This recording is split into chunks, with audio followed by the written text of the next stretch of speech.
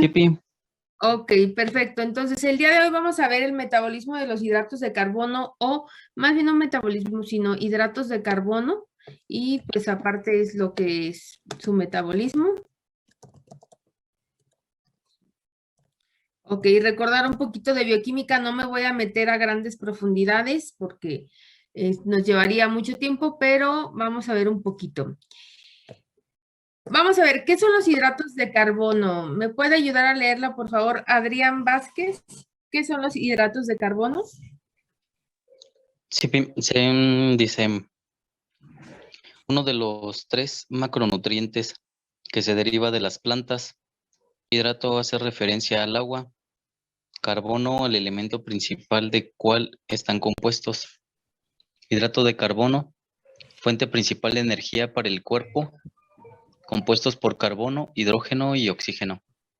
Muchas gracias. Entonces, los hidratos de carbono es el principal macronutrimento que nos va a dar la principal energía. Recordemos que había 3 macronutrimentos que aportan energía, que es el hidratos de carbono, proteínas y lípidos. Entonces, ¿por qué se le llaman hidratos de carbono? Porque por ahí se escucha algo de eco, porque están compuestos de moléculas de hidrógeno, oxígeno, su principal molécula es el carbono, por eso le llaman como hidratados de carbono. Vamos a ver cómo se clasifican en 2.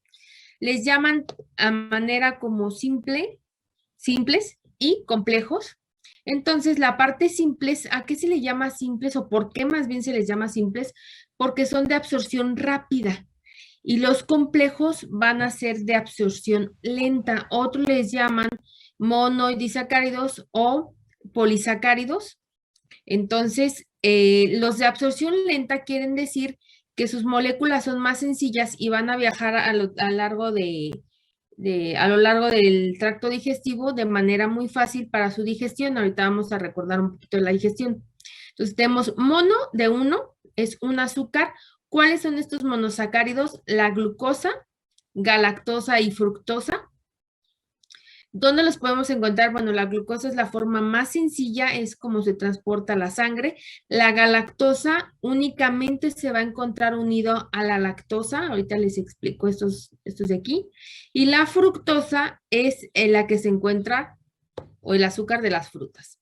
Los oligosacáridos en otras bibliografías los encuentran como disacáridos, tienen 2 azúcares o 2 monosacáridos, es sacarosa, que es el azúcar de caña o el azúcar de mesa convencional. Esta es una combinación de fructosa, que viene de la caña de azúcar, y glucosa.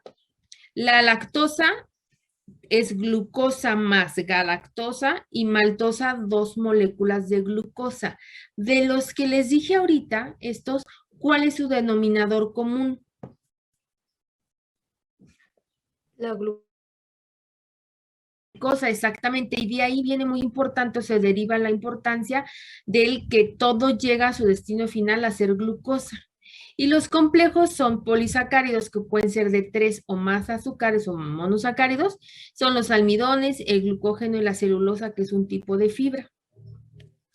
Entonces, vamos a ver, ya lo habíamos visto en el tema de energía, ¿cuál es su valor calórico y sus requerimientos? 1 gramo de hidratos de carbono aporta 4 kilocalorías, o hay otra unidad que son los joules.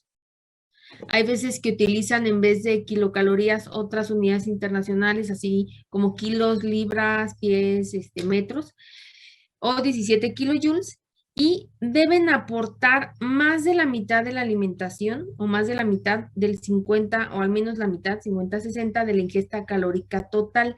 ¿Alguien sabe por qué deben de ser casi la mitad de nuestra alimentación? Porque es la principal fuente de energía de los seres vivos. Exactamente, es la principal fuente de energía de los seres vivos. Entonces, aquí viene, ¿cuál es su función principal? Energía. Ahorita vamos a ver el por qué nos van a dar esa energía, cómo es que llegan a la célula. El cuerpo va a oxidar rápidamente los almidones y los azúcares para proveer calor y energía corporal. ¿Por qué? Porque tenemos enzimas desde la boca que van a empezar a la fácil digestión y rápido va a haber un aprovechamiento y una absorción al torrente sanguíneo. Es la fuente de energía primaria para las actividades musculares vigorosas, incluso también para las anaeróbicas, porque lo que no quiere el ejercicio anaeróbico es utilizar la proteína u otro sustrato, que llega después a utilizar la grasa conforme va aumentando la frecuencia cardíaca, pero lo que quiere es aprovechar esa energía, dar ahora sí que ATP a todas las células para la actividad tanto aeróbica como anaeróbica. ¿Para qué más me sirven los hidratos de carbono si no es para fuente principal de energía? Para esto que les platicaba ahorita, para ahorrar proteínas.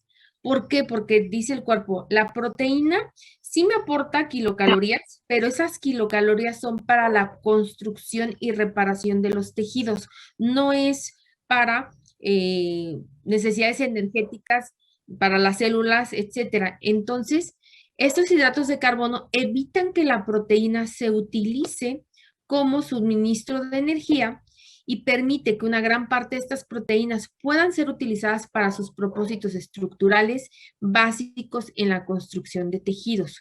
Van a reparar tejido, van a construir tejido y esa energía es para eso. Los hidratos para todas las demás células y la grasa o los lípidos lo que hacen es almacenar. Perfecto. ¿Qué otra cosa van a hacer aparte de fuente de energía, ahorrar proteínas? Van a regular el metabolismo de las grasas. Y aquí es donde vienen las famosas dietas, sobre todo la dieta cetogénica.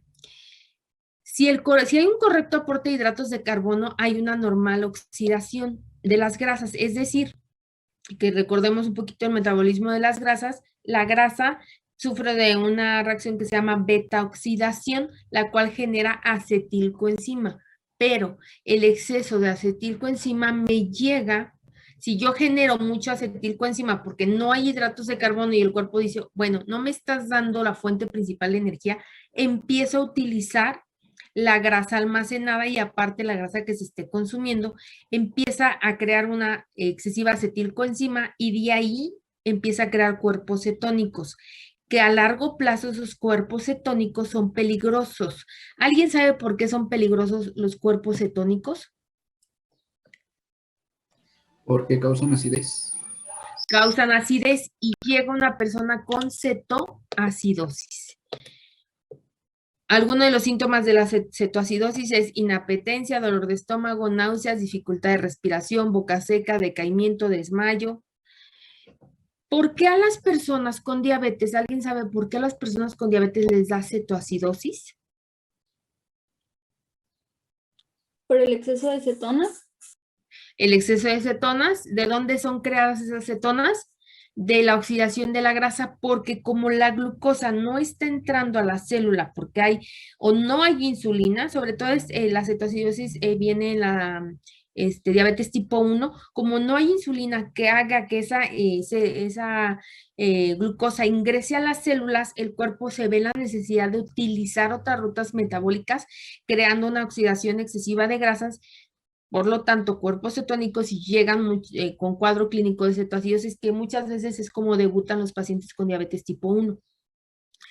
¿Y qué pasa con las dietas cetogénicas? Bueno, la dieta cetogénica está muy de moda, que es la dieta keto, en donde restringen abruptamente los hidratos de carbono, los bajan a veces hasta 5 o 10%, cuando deben ser el 50% o 60%. Entonces, ¿por qué hay una pérdida de peso rápida?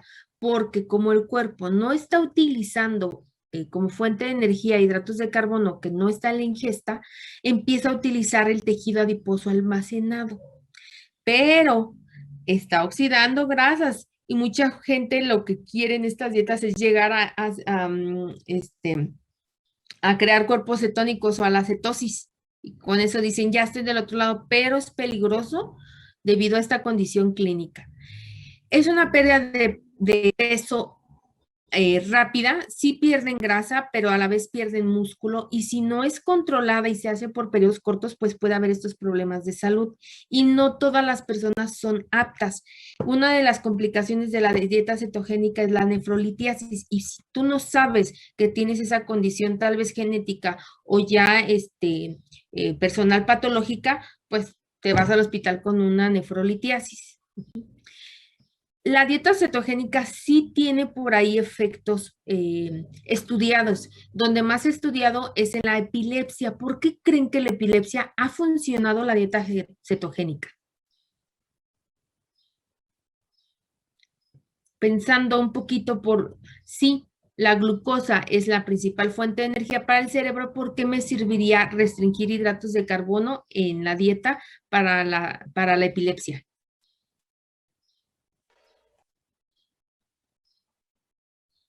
¿Cómo fue su pregunta? Disculpe. Que por qué creen que la dieta cetogénica tiene efectos y están muy estudiados y documentados en la epilepsia. ¿No podría ser porque los cuerpos cetónicos funcionan mejor en el encéfalo?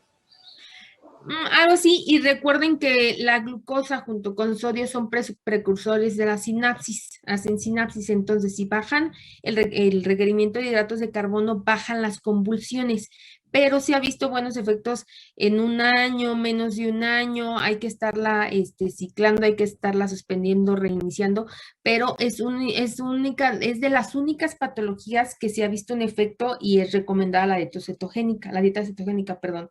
De ahí en fuera no. Por ejemplo, mujeres embarazadas o con diabetes tipo 1, ni se les ocurra hacer una dieta cetogénica, porque la glucosa es la principal fuente de energía tanto para la madre como para el feto. Y en diabetes tipo 1, si hay inyección o hay el suministro forzoso de insulina y no hay consumo de hidratos de carbono, pues llegan con una hipoglucemia y con una cetoacidosis profunda. Entonces, no todos son aptos para la dieta cetogénica. Entonces, los hidratos de carbono, cuando se restringen de manera severa, las grasas se van a metabolizar anormalmente, una oxidación, una beta-oxidación excesiva, acumulando en el organismo estos productos de desechos llamados cuerpos cetónicos y pues ya caen a la cetoacidosis. ¿Hasta aquí alguna duda?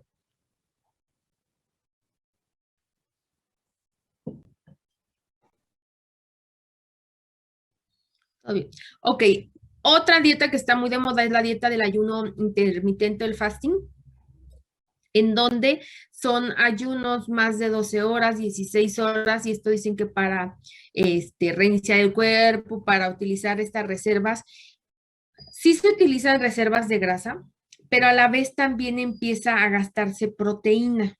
Tendrá que ser una dieta después controlada en proteína, pero en las primeras horas, esto puede pasar de las 4 o 8 horas, el cuerpo tiene una fuente de reserva de glucógeno. Ejemplo, imagínense ahorita con los pacientes en intubación, pacientes COVID o pacientes que están en terapia intensiva y se va la luz en el hospital.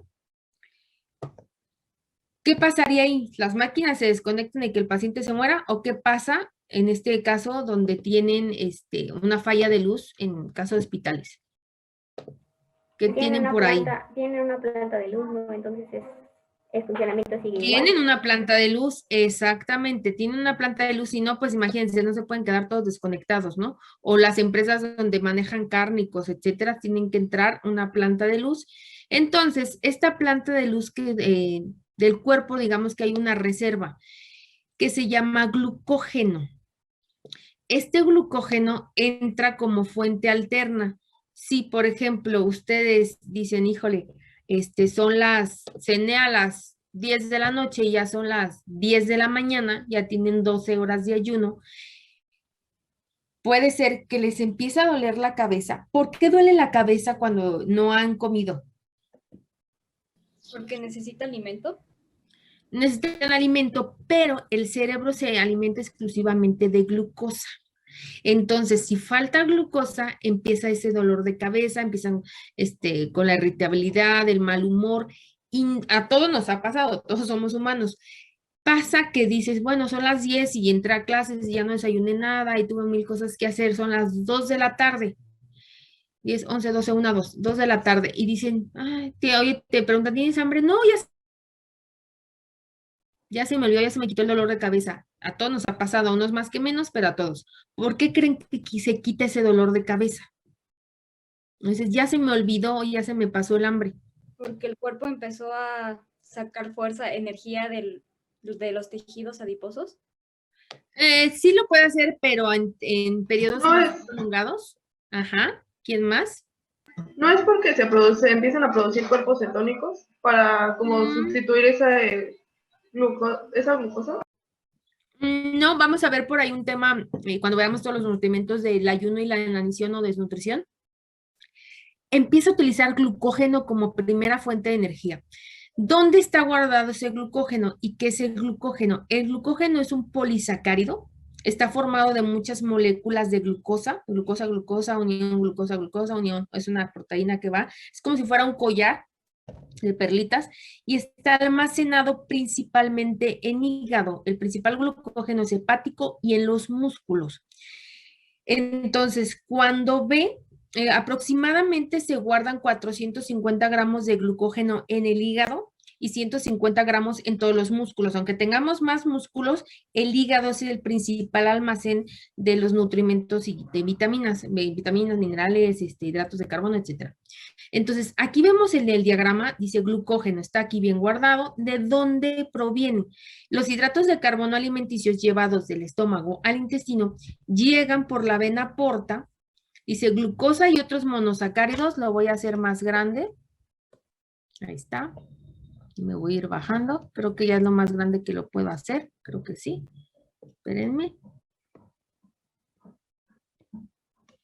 Como esta cosa es touch. Ahora no quiere. Bueno. Entonces, esta parte de acá llegan por la vena porta al hígado y el hígado dice, ok, ¿qué voy a hacer con la glucosa? Bueno, la empiezo a utilizar como fuente de energía para mis propios hepatocitos. Después dice, ¿sabes qué? Tengo un exceso por ahí de glucosa, ¿qué voy a hacer? Lo va a guardar en cajas, por ejemplo, lo va a empaquetar y lo va a almacenar. En el momento en que falte, por ejemplo, si nosotros tuviéramos una contingencia mayor y tuviéramos que estar como en esta que decían, enciérrate con víveres y todo, va a haber un tornado, pues sabes que necesito guardar comida en mi casa por si no sé cuánto tiempo va a pasar y voy a necesitar comida, pues abro mis cajas y saco, ¿no? La comida. Lo mismo hace aquí. Cuando lo empaqueta en forma de glucógeno, va apilando las glucosas que van llegando y dice, ¿por qué otros monosacáridos? Lo que es fructosa y galactosa también llegan aquí, les va a pasar algo. Ahorita les voy a platicar qué les pasó. Entonces, en el momento en que ve los niveles de glucosa en sangre, dice niveles de glucosa en sangre almacenados para el cerebro y otras células. Entonces, si ve el hígado que hay una hipoglucemia, entonces inmediatamente el glucógeno que está empaquetado lo saca, necesito sacar víveres de la caja, y lo regresa al torrente sanguíneo en forma de glucosa, que es cuando tú dices, ya se me pasó el hambre porque ya empezó a haber glucosa circulante y el cerebro se empezó a alimentar de esa glucosa. Este efecto puede durar 4 hasta 8 horas. Se ha visto que un máximo tal vez de 16 horas, depende cuánto glucógeno tengas almacenado. Y a la vez lo va mandando al músculo, el músculo va guardando más reserva, todos los músculos del cuerpo van guardando pequeña reserva. Si este ayuno es prolongado, como pasa en el caso de una desnutrición o falta de alimento, por alguna razón que sean varios días de ayuno, también se empieza a utilizar el glucógeno muscular. Pero cuando cesa este sistema, dice el cuerpo, ¿sabes qué? Necesito más y no tengo ya almacén de glucógeno. Ahora sí, echa a andar tejido adiposo y tejido muscular. Ahorita les voy a platicar cómo es que lo reactiva. Entonces, estos hidratos de carbono en la dieta se van a almacenar eventualmente en el hígado y músculos en forma de glucógeno, que es un sistema que pasa con los deportistas. Ya se destrabó y ya me hizo grande esta cosa. ¿Qué va a pasar acá? Dice, el glucógeno protege a las células de las deficiencias de metabolismo y lesiones. La reserva de glucógeno, particularmente hepático, nos permite comer intermitentemente al proveer inmediatas fuentes de glucosa sanguínea entre comidas para su uso como combustible metabólico. ¿Qué es lo que hacen los deportistas?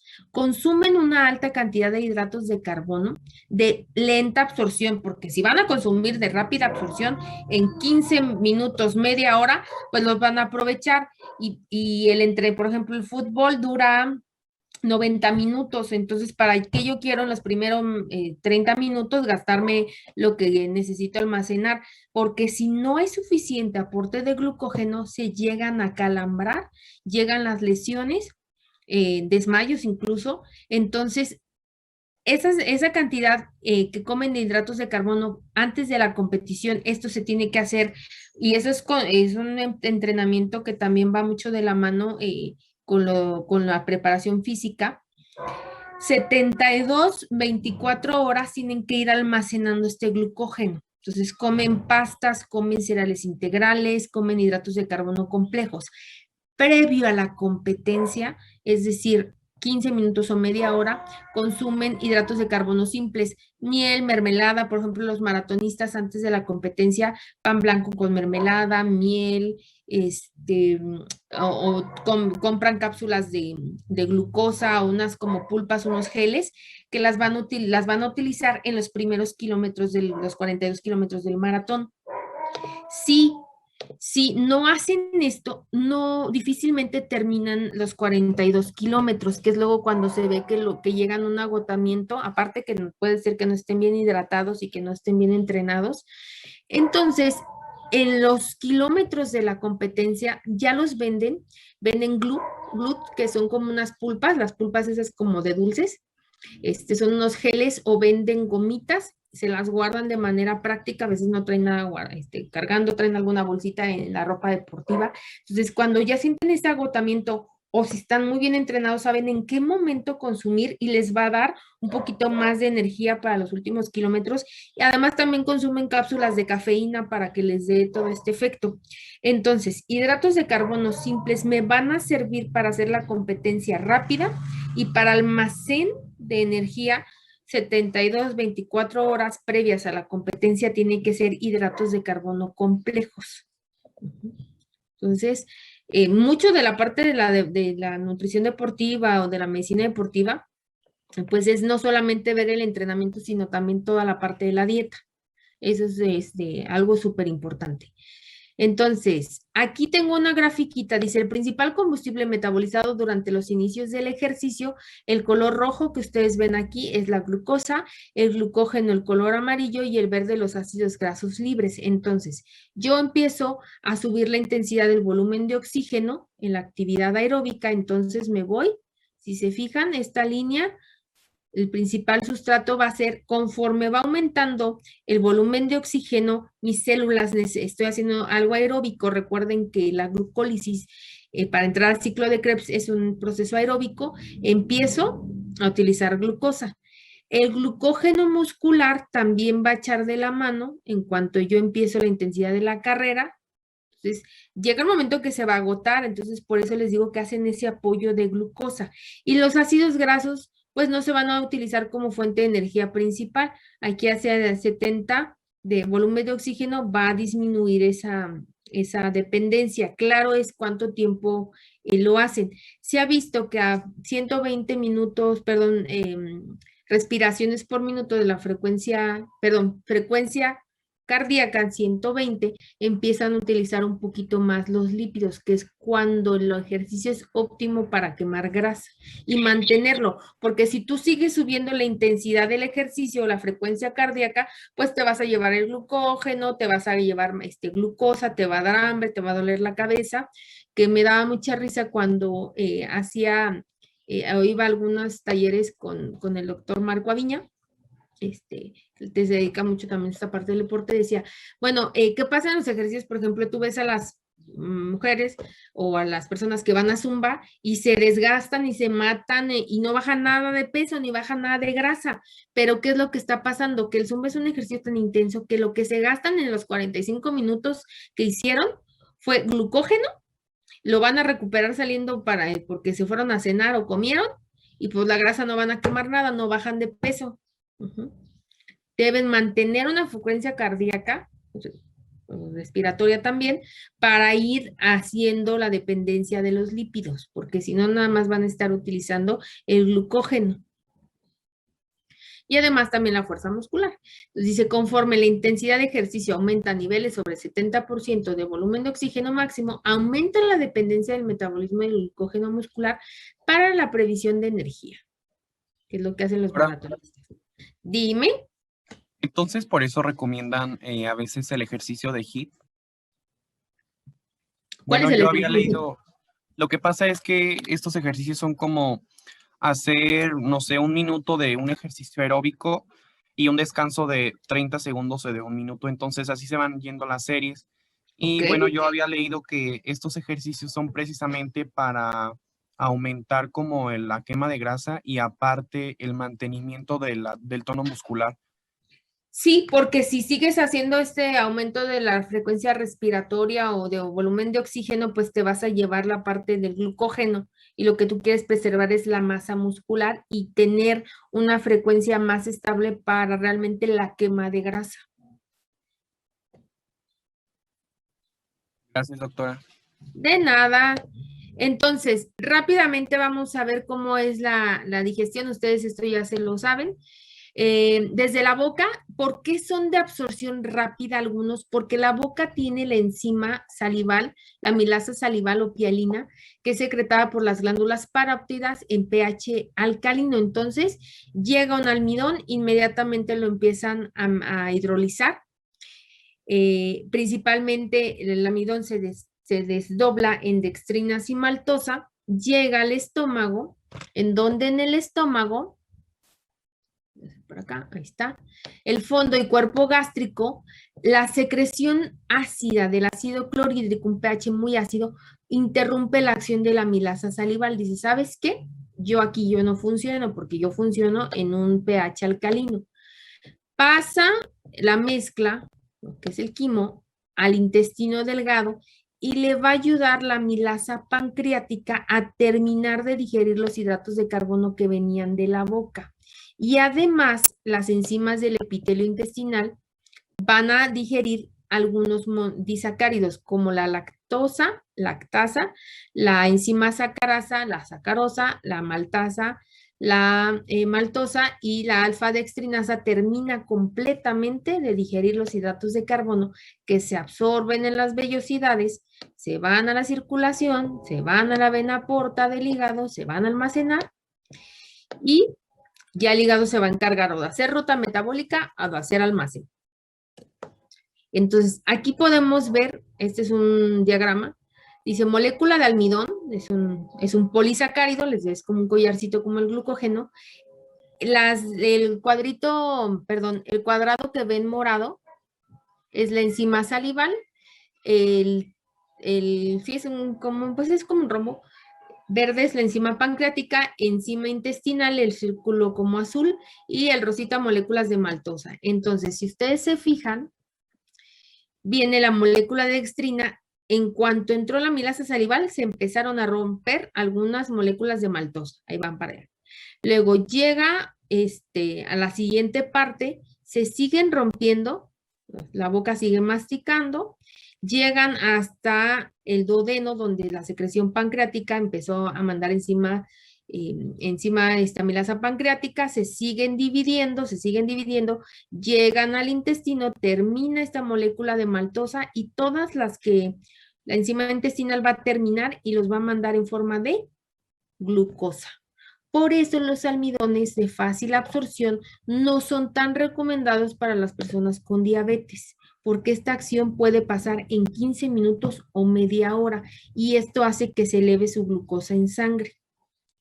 Por eso no es tan recomendable, y muchos lo saben, que no es tan recomendable el almidón, perdón, como el arroz en las personas con diabetes, a menos que sea integral, que esté cocinado con un poquito más de aceites, ya luego lo vamos a ver. Aquí ustedes tienen una imagen de resumen, cómo llegan desde el estómago. Aquí me gusta mucho este diagramita, porque si se fijan en el estómago no les pasa nada, el pH interrumpe la amilasa salival. Los demás disacáridos pues no van a tener alguna digestión en el estómago por la acidez, entonces llegan lactosa, sacarosa que se llama gilosa, maltosa, el almidón se había roto en dextrinas y maltosa desde la boca, llega al duodeno en donde el conducto pancreático manda enzima amilasa salival, este almidón que venía en dextrinas y maltosa, cuando se encuentran con la pared intestinal, los jugos intestinales tienen maltosa, sacarosa y lactosa, perdón, maltasa, las enzimas, sacarasa, lactasa, que van a romper estos disacáridos en moléculas pequeñas, monosacáridos, glucosa, fructosa, galactosa, que van a ir a la vellosidad, a la circulación sanguínea, vena porta, y por acá atrás está el hígado. ¿Ok? Entonces ahí lo tienen de manera muy fácil. Aquí les dejo un resumen de los que les platiqué ahorita. Únicamente, ¿qué es lo que pasa? La glucosa, me voy a hacer un poco más grande, me voy para acá. Dice, los monosacáridos se convierten en glucosa. Si se encuentra en exceso para su necesidad inmediata, dice el hígado, yo tengo glucosa y mi hepatocito lo necesita. Pero tengo un exceso, ok, lo voy a guardar en forma de glucógeno o voy a empaquetar mis cajas en forma de triglicérido. Hace una reacción que se llama lipogénesis. Y van a encontrar regularmente pacientes con diabetes descontrolados con un exceso de glucosa en sangre y triglicéridos también elevados por esta razón. Hasta aquí, ¿alguna duda o pregunta?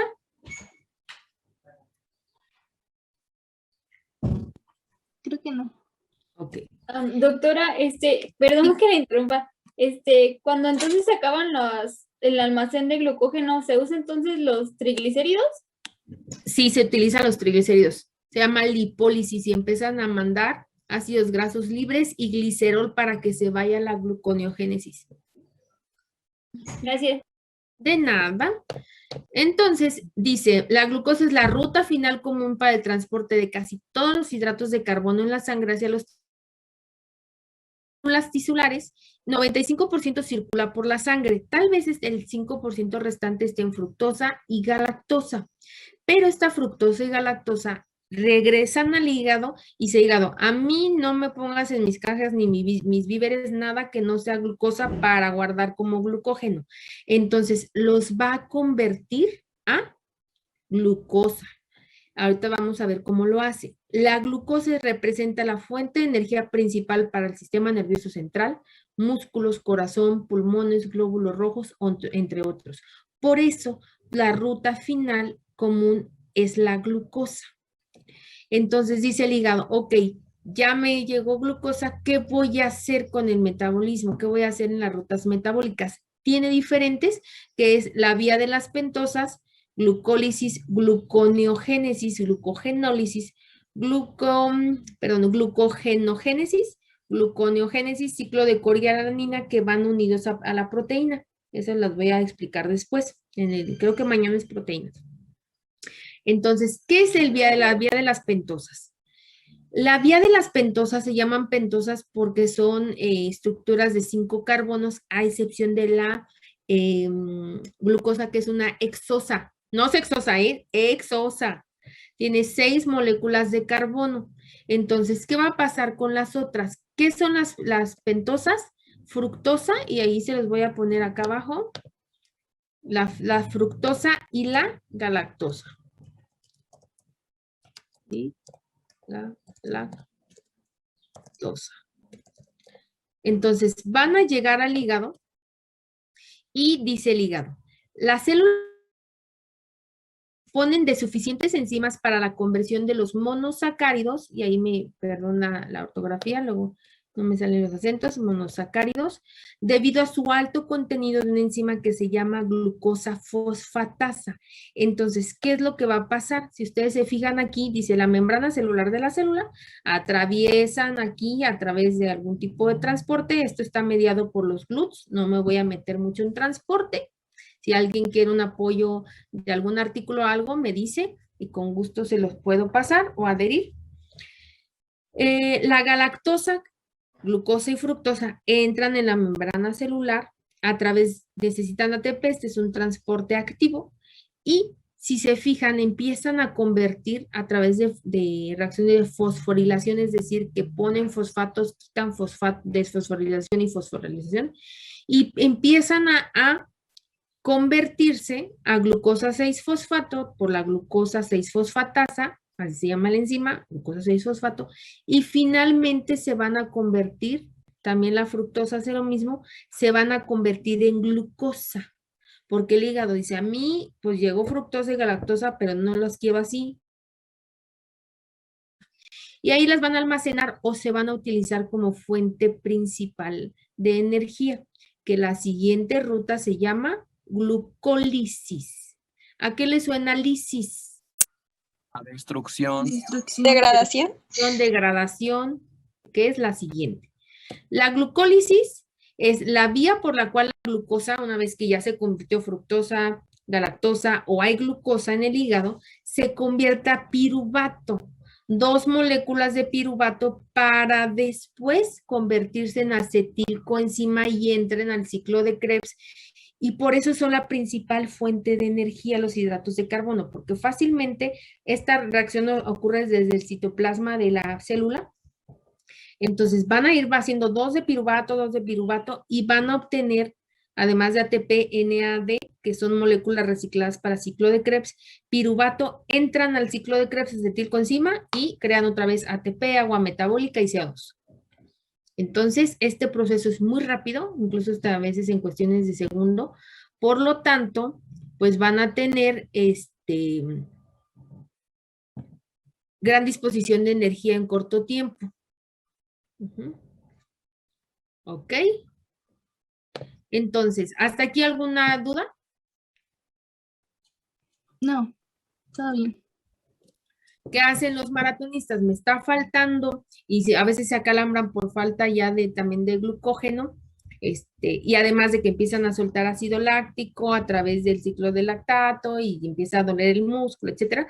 Entonces es cuando dicen, chin, me está doliendo, necesito glucosa porque ya estoy entrando la ruta anaeróbica y estoy empezando a crear lactato, entonces mejor empiezo o consumo hidratos de carbono simple para otra vez aguantar 15 minutos, media hora y poder terminar el maratón. Entonces, ahora, ¿qué es la glucogenogénesis? ¿A qué le suena génesis? Formación. Formación, nacimiento, creación de glucógeno. ¿Qué pasa aquí? Es el proceso de formación de glucógeno. Entonces, cuando empieza a ver el hígado que hay suficiente glucosa, les digo, o la regresa a la circulación para que todas las células, o dice, ok, ya estoy haciendo ciclo de Krebs, pero voy a crear glucógeno, necesito empaquetarlo, lo hace. Otra vez pasa por el intermediario que es la glucosa 6-fosfato, como tiene muchísima glucosa 6-fosfatasa el hígado, y lo puede convertir glucosa no fosfato. ¿A qué se refiere este numerito? Recuerden que es la posición del carbono. Aquí un fosfato se le pegó en el carbono 6, acá se le pegó en el carbono número 1, crea un compuesto que se llama uridina difosfato glucosa, tiene 2 fosfatos y finalmente hace el glucógeno y nace ahí y ahí se va a guardar, ahí se va a empaquetar. Les digo, se los explico muy sencillo, me imagino que ya llevaron bioquímica y más complicado. Entonces, aquí tenemos un ejemplo, fíjense, la glucosa va entrando. Ok, la voy a terminar y la vuelvo a abrir. Entonces, ahí va.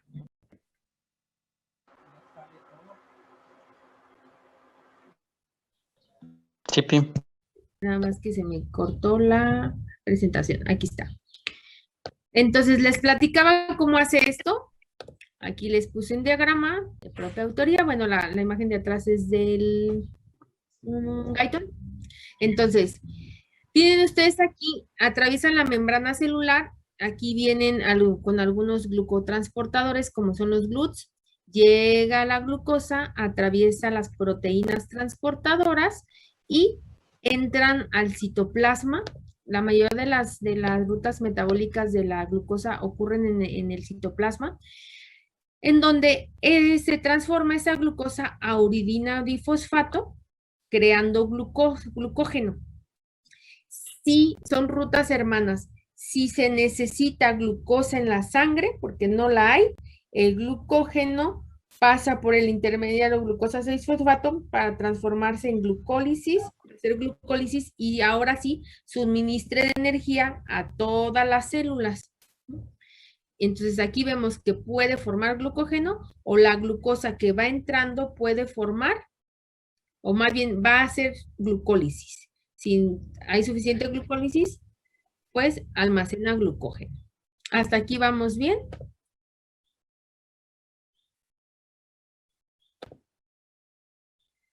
Sí, maestra. Ok. Entonces ahí se ven los intermediarios para finalmente crear el glucógeno almacenado. Si les decía, este glucógeno se necesita utilizar en la actividad física en el ayuno prolongado, vamos a irnos a la glucogenólisis de nuevo. Lisis, recordar que es ruptura o rompimiento. Les decía, es como un collar de perlitas, tanto el almidón como el glucógeno, que son polisacáridos, para sacar glucosa. ¿Y cómo se utiliza este sistema? El glucógeno que está guardado principalmente en hígado, también lo hace músculo, pero lo va a hacer exclusivamente hígado, va a regresar a la sangre glucosa. Aquí se ve, miren. Aquí está. Y va a suministrar otra a los músculos y el músculo dice, guardo glucógeno, o esta glucosa puede ir a la fermentación láctica cuando lo hace en ruta anaeróbica, creando lactato. El lactato se regresa a la sangre. El lactato crea glucosa a partir de este sustrato, que es la siguiente ruta que ahorita vamos a ver. Y era lo que les decía, el cuerpo es sabio, dice, ¿sabes qué?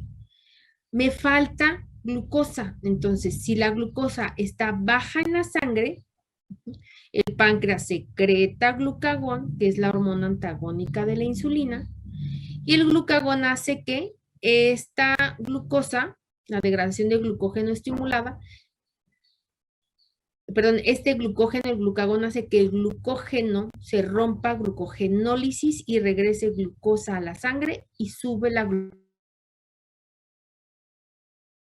Subió, pero después te chutaste un pastel con mucho azúcar, entonces ahora traes demasiada glucosa en sangre, se secreta insulina por las células beta, y insulina hace que entre toda esta glucosa a las células, incluyendo la del hígado, y esta glucosa en exceso se almacena en glucógeno y ahora sí bajó la glucosa en sangre. Si se fijan, es un proceso antagónico, es un proceso hermano. Si sube glucosa, entra insulina, si baja glucosa, entra glucagón. Y por último, la gluconeogénesis. ¿A qué le suena gluconeogénesis? ¿A qué le suena gluconeogénesis? La formación de nueva glucosa, glucosa, perdón. Glucosa, ajá, formación de glucosa, pero tiene una particularidad. Dice, es la ruta por la que se sintetiza glucosa a partir de precursores no glúcidos. No van a generar glucosa ni de fructosa, galactosa, ni nada que sea hidrato de carbono. Esto pasa en los ayunos prolongados, que se rompe todo el glucógeno y se termina esta ruta. Entonces dice el cuerpo, ¿sabes qué? El cerebro se alimenta de glucosa, glóbulo rojo, pulmón, riñón, entonces a mí mándame glucosa, yo no quiero otra cosa, cuerpo cetónico hasta el final, pues ya pues ya ni modo, es lo único que hay. Entonces es una ruta anaeróbica que ocurre en el hígado. ¿Y cómo puede entrar este sistema? A través de la acidosis metabólica e inanición. también lo puede hacer el riñón en la corteza renal, ocurre entre el citoplasma y la mitocondria y es un proceso en el cual se crea gluconeogénesis, nacimiento de glucosa a partir de algo que no es un carbohidrato como lactato, los aminoácidos como la alanina. Por eso cuando veamos la desnutrición, empieza a haber un desgaste proteico porque la alanina es uno de los principales aminoácidos de la proteína que van a ir a formar glucosa, entonces se va a ir desgastando el músculo por querer formar glucosa. El glicerol que viene de los triglicéridos se rompen, 3 ácidos grasos se van a la beta oxidación y el glicerol se mete a la gluconeogénesis. Los ácidos grasos no, aquí me equivoqué, pero estos no van aquí, esos se van a otra cosa. Entonces, eso sería todo por el día de hoy, chicos. Entonces, sí es importante el consumo de hidratos de carbono, sí, esas dietas extremas que se hacen tienen ciertos fines, como les decía, la dieta cetogénica únicamente tiene efectos benéficos, digámoslo así, en epilepsia para bajar las convulsiones, y si alguien es deportista necesita tener una evaluación previa y una preparación, tanto hidratación, alimentación, ejercicio, para que se logre exitosamente el objetivo de la competencia. ¿Okay? ¿Dudas estos 2 minutos que quedan? ¿Preguntas?